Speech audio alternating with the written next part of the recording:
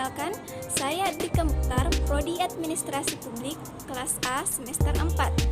Pada video kali ini, saya akan menjelaskan materi tentang statistik lanjutan.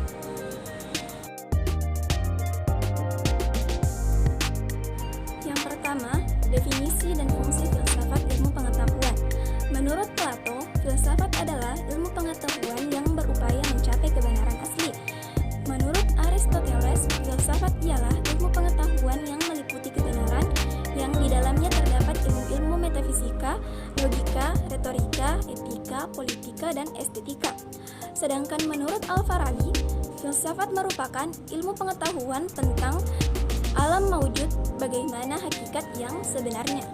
Selanjutnya, fungsi filsafat. Dikutip dari buku Filsafat Ilmu, suatu kajian dalam dimensi ontologis, epistemologis, dan aksiologis 2021 oleh Aditya Susanto, berikut beberapa fungsi filsafat secara luas dan mendalam. Yang pertama, untuk membantu mendalami pertanyaan-pertanyaan tentang ilmu atau asasi manusia, tentang makna realitas dan lingkup tanggung jawabnya secara sistematis dan historis.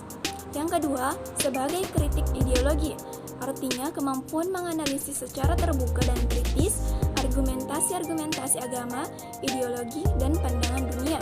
Yang ketiga, sebagai dasar metodis dan wawasan lebih mendalam dan kritis dalam mempelajari studi-studi ilmu khusus. Yang keempat, merupakan dasar paling luas untuk berpartisipasi secara kritis dalam kehidupan intelektual pada umumnya, dan khusus di lingkungan akademis. Yang kelima, memberikan wawasan lebih luas dan kemampuan analitis dan kritis tajam untuk bergulat dengan masalah-masalah intelektual, spiritual, dan ideologis. Yang kedua, 3 perbedaan penelitian kualitatif dan penelitian kuantitatif. Yang pertama, berdasarkan analisis data.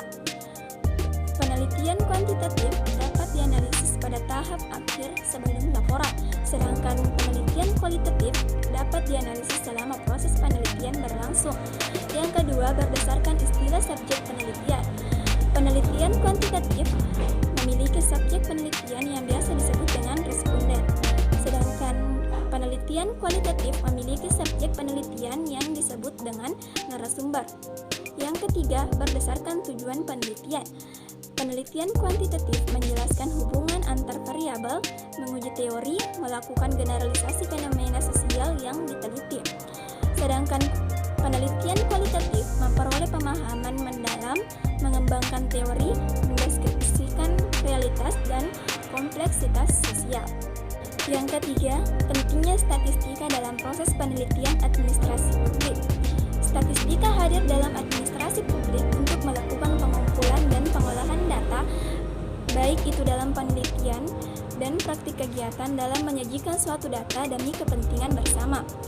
Berbagai aspek kegiatan seperti pendidikan, ekonomi, sosial, hingga politik membutuhkan statistika.